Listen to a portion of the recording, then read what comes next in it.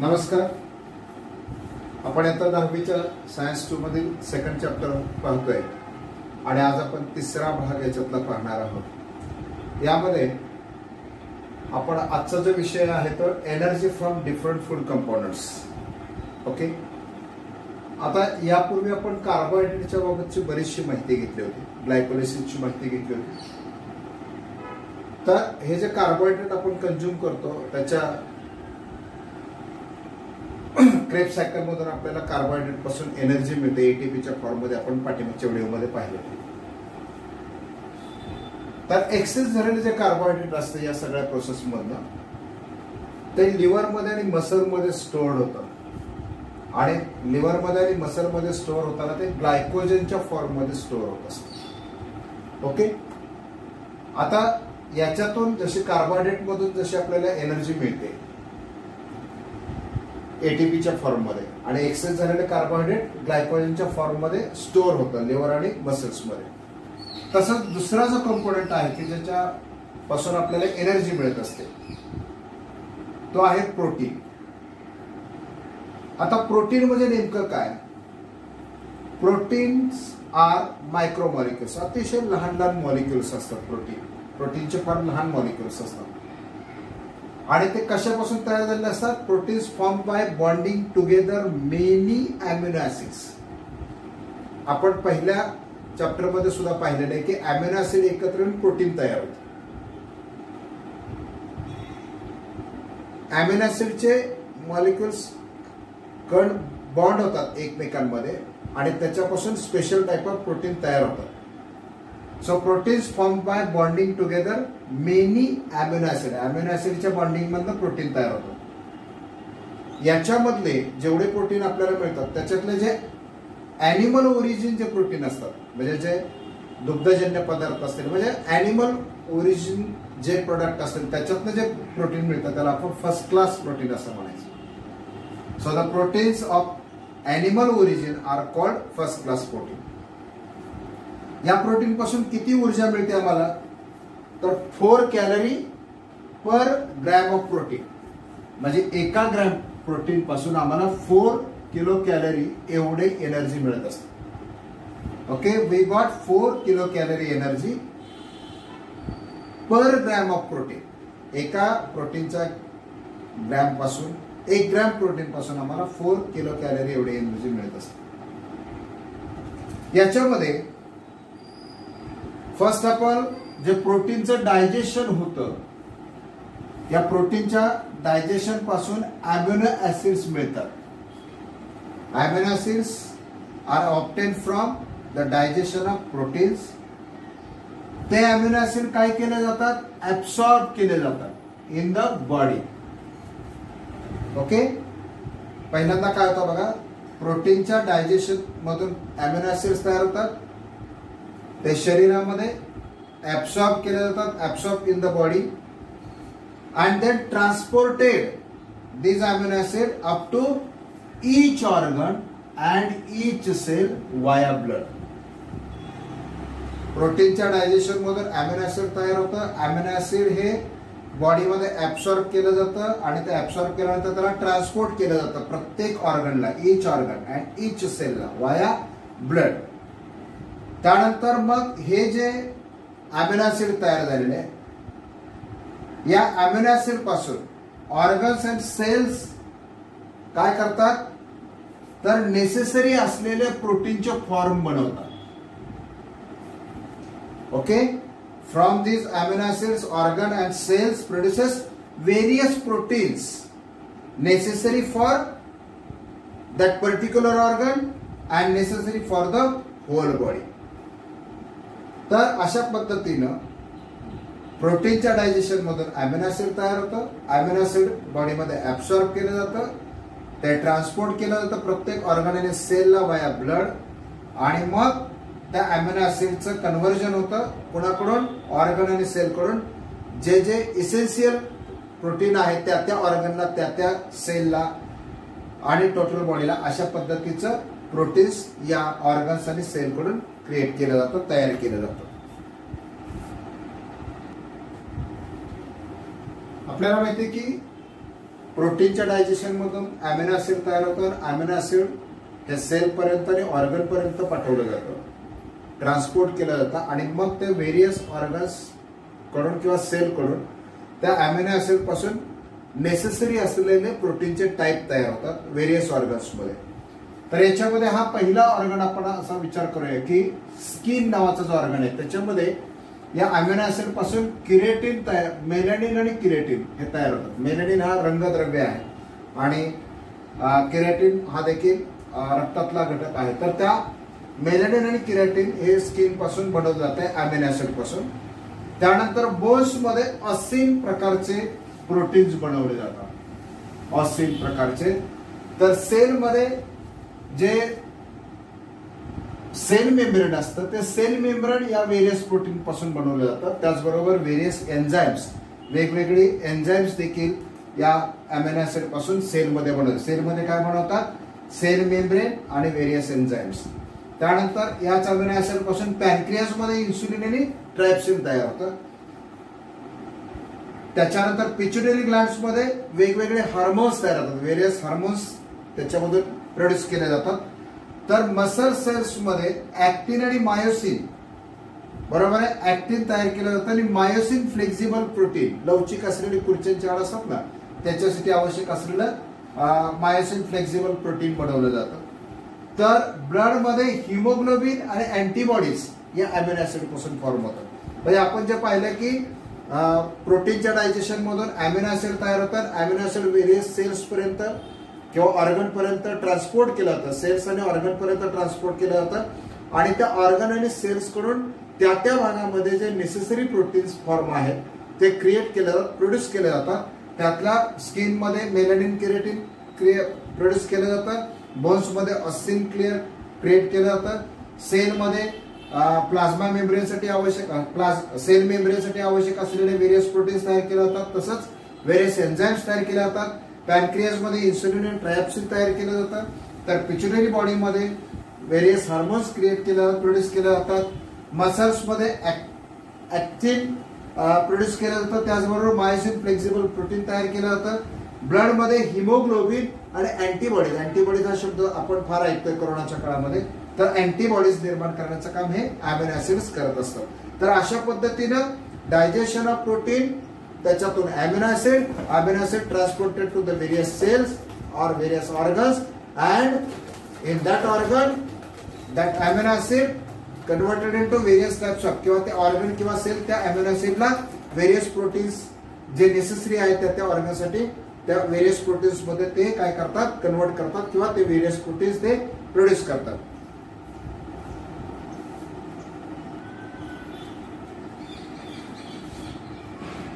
These amino acids converted into various important or necessary proteins, and the excess of amino acid are not stored in the body. It is very important. So this excess amino acid broken down, ते विघटित होतं and the ammonia form, त्याच्यातनं काय तयार होतं, excess जो amino acid असतो तो broken down होतो, त्याचा अमोनिया तयार होतो. Ammonia eliminated out of the body, तो शरीरातनं बाहेर टाकला जातो. नीट लक्षात घ्या, excess amino acid not stored in the body, that excess ammonium amino acid broken down and converted into ammonia and that ammonia eliminated out of the body, तो शरीरातनं बाहेर टाकला जातो. पण समटाइम्स इफ नेसेसरी, जर गरज असेल तर excess of protein are converted into other useful substances like glucose. जर नेसेसरी असेल तर एक्सेस झालेला प्रोटीन हा ग्लुकोज मध्ये कन्वर्ट होतो बाय ग्लायकोनोजेनेसिस.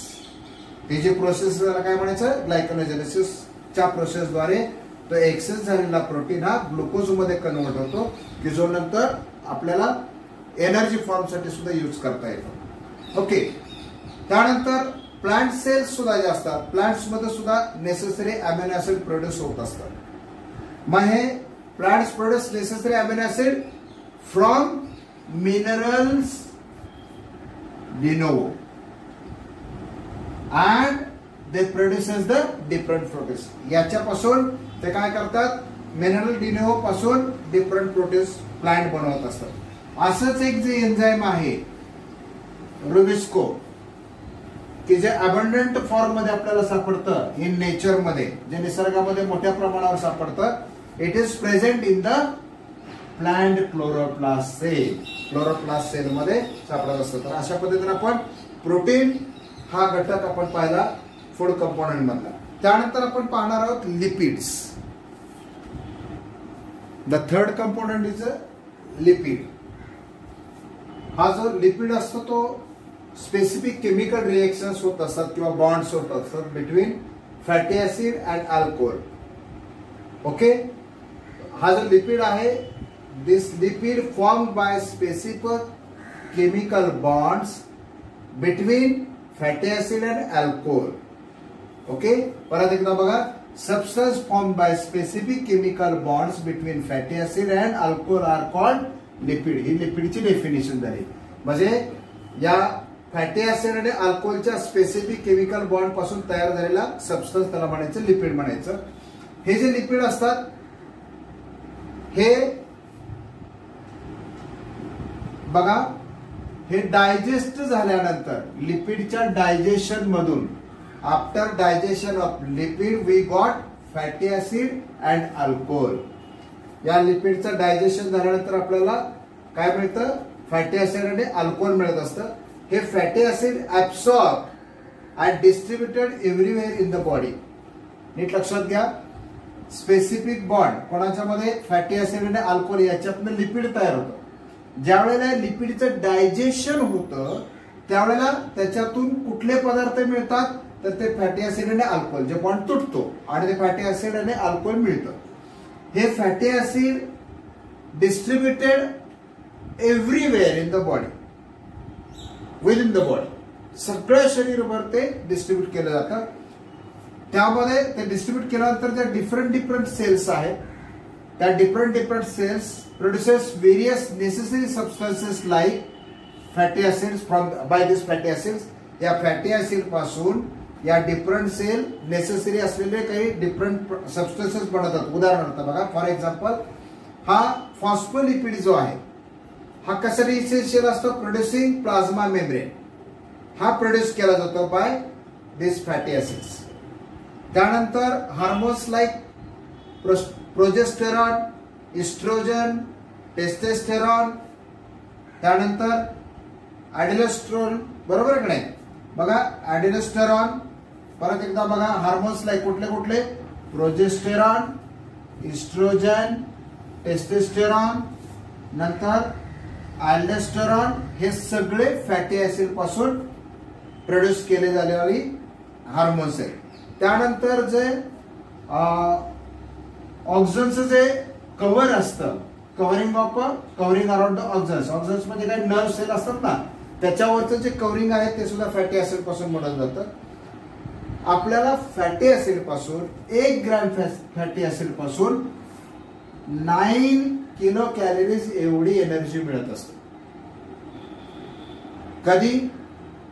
जर कार्बोहायड्रेट कमी पडले तर त्यावेळेला या फॅटी ऍसिड पासून आपल्याला एनर्जी सुद्धा मिळते. एक्सेस झालेले जे लिपिड आहे हे कुठं स्टोअर केलं जातं? ऍडिपोज कनेक्टिव्ह टिश्यू मध्ये स्टोअर केलं जातं बॉडीमध्ये. तर अशा पद्धतीने फॅटी ऍसिडचा देखील हा जो थर्ड कंपोनेंट आहे त्याचा आपल्या शरीरातला हा यूज आपण पाहिला. त्यानंतर असतात ते vitamins. Fourth component, food component is a vitamin. Vitamins are a group of heterogeneous compound. Vitamins are a group of heterogeneous compounds of which each is essential for proper operation. हा एक heterogeneous कंपाऊंडचा एक group आहे vitamin मध्ये आणि तो आवश्यक असतो proper operations of various process in the body. बॉडीमध्ये काही जे प्रॉपर ऑपरेशन्स होत असतात त्या प्रॉपर ऑपरेशन्सला काही आवश्यक अशा ज्या क्रिया होत असतात त्या आवश्यक क्रियांना आवश्यक असलेला हेटेरोजिनस कंपाऊंडचा एक ग्रुप म्हणजे vitamin. Okay, vitamins are a group of heterogeneous compounds of which each is essential for proper operation of various process in the body. There are main 6 types of vitamin. किती types of vitamins असतात? 6 types. कुठले कुठले असतात? A vitamin, B vitamin, C vitamin, D vitamin, E vitamin, okay, and K vitamin. A, B, C, D, E and K vitamins. These are 6 types of vitamins. Out of that, त्याच्यातला जो A, D, E, K हे जे vitamins असतात ते कसे असतात? Fat soluble. Whereas B and C are water soluble. आता हे नीट समजून घ्या, हे ADEK विटॅमिन्स आहेत ते फॅट मध्ये सोल्युबल होतात, त्यामुळे ते शरीरामध्ये ज्या वेळेला ऑर्गन्स पर्यंत पोहोचवले जातात तर फॅट कडून पोहोचवले जातात. तर बी आणि सी विटॅमिन आहे ते वॉटर सोल्युबल आहे, ते लगेच पाण्यात विरघळतं. आपण म्हणतो ना पेरू चिरून खायचं नाही, कारण त्यातलं बी विटॅमिन लगेच हवेतल्या पाण्याबरोबर त्याची काय होते, बाष्पाबरोबर त्याची अभिक्रिया होते, बी विटॅमिन कमी होतं. सी विटॅमिन असंच वॉटर सोल्युबल आहे. तर आपल्याला फक्त एक गोष्ट काय माहिती झाली पाहिजे, EDEK these are fat soluble vitamins, while as B and C these are water soluble vitamins. आता ग्लायकोलिसिस मध्ये आपण FADH2 आणि NADH2 हे प्रोड्यूस झालेले पाहिलेले आहेत. Okay, we have seen that FADH2 and NADH2 are produced in the process of glycolysis, that is in the process of Krebs cycle. या प्रकारचे विटॅमिन्स. त्यानंतर vitamin like riboflavin, that is vitamin B2, and nicotinamide, that is vitamin B1. They are necessary for their productions. म्हणजे हे vitamins कोणाकोणाच्या प्रोडक्शनसाठी necessary असतात? Vitamin B2 च्या आणि vitamin B1 च्या. हे कोण लागतात? तर रायबोफ्लेविन पासून विटॅमिन B2, म्हणजे रायबोफ्लेविन हेच विटॅमिन B2 आहे, आणि निकोटायनामाइड म्हणजे B1 हे सुद्धा आपल्या शरीरामध्ये आवश्यक असतं. तर विटॅमिन काय आहे? हेटेरोजेनस ग्रुप ऑफ कंपाऊंड आहे, which is essential for proper operation in the process of body. शरीरामध्ये विविध क्रियांसाठी हे आवश्यक असतं. 6 टाइपचे विटॅमिन्स असतात आपल्या फूड मध्ये येतात आपल्याकडे. ABCDE and K याच्यातले ADEK मधला BC सोडायचा. ADEK these are fat soluble, okay, transported through fats to the various parts of the body, whereas B and C are water soluble. त्यानंतर FADH2 NADH2 हे कुठे तयार होतात? ग्लायकोलिसिस मध्ये आणि क्रेब्स सायकल मध्ये. आणि आवश्यक असलेले B2 आणि B1 हे देखील विटॅमिन्स या फूड कंटेनर मधून प्रोड्यूस होत असतात. Okay, this is about the vitamins. Now the next part, next component, the fifth important component of food is a water. There is 65 to 70% of water in our body. शरीरामध्ये जवळजवळ आपल्या 65 ते 70% पाणी असतं. Each cell contains 70% of water weight by weight. म्हणजे सेलचं जेवढं weight असतं त्यातलं 75% वेट हे वॉटरचं वेट असतं. ब्लड प्लाझ्मा जो असतो, ब्लडचा जो आतला जो प्लाझ्मा असतो त्याच्यामध्ये 90% वॉटर असतं. म्हणून तर ब्लड काय होतं? पातळ असतं, आपण म्हणतो सोल्युबल असतं. So water is very essential. जर वॉटरचा थोडा जरी लॉस झाला बॉडीतनं, little by little loss of water only from the body, functioning of all cells and whole body disturbs. Okay, functioning of cells and whole body disturbs by only due to less loss of water, little loss of water from our body. शरीरातलं थोडं जरी पाणी कमी झालं तरी त्या सेलचं functioning किंवा बॉडी फंक्शनिंग डिस्टर्ब होत असतं. So water is very essential nutrient in our body. And the last one is a fiber. 6th component of the food is a fiber. Fibers are also essential nutrients. हे fibres digest होत नाहीत आपल्या शरीरामध्ये. आपण जे fibres खातो ते digest होत नाही. But this fibers are helps in the digestion of other substances.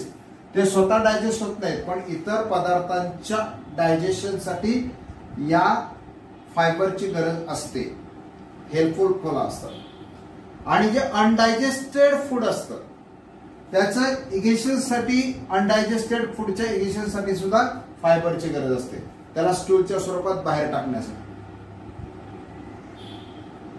अशा प्रकारची फायबर्स आपल्याला कुठून मिळतात? लिफी व्हेजिटेबल्स, त्यानंतर फ्रुट्स आणि सिरियल्स यापासून मिळत असतात. तर असे 6 पार्ट आपण पाहिले. कार्बोहायड्रेट पाहिला आपण, त्यानंतर कुठला भाग पाहिला आपण? प्रोटीन्स पाहिले, त्यानंतर आपण पाहिलं लिपिड्स पाहिले, त्यानंतर विटॅमिन्स पाहिले, त्यानंतर वॉटर पाहिलेलं आहे आणि फायबर.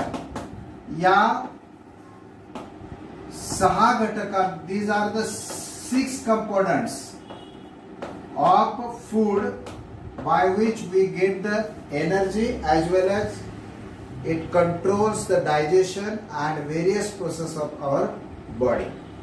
ओके. आज आपण कुठला भाग संपवलेला? Energy from different food components and their uses असा भाग आपण संपवलेला आहे. पुढच्या व्हिडिओमध्ये आपण सेल डिव्हिजन पाहणार आहे. म्हणजे या चॅप्टरचा सेकंड पार्ट. मेयोसिस आणि मायटोसिस या 2 फेज आपल्याला पाहायचे सेल डिव्हिजन मध्ये. ओके. या व्हिडिओला लाईक करा, शेअर करा आणि चॅनलला सबस्क्राईब करा. आणि पुढचे व्हिडिओज आहेत ते सुद्धा पाहत राहा.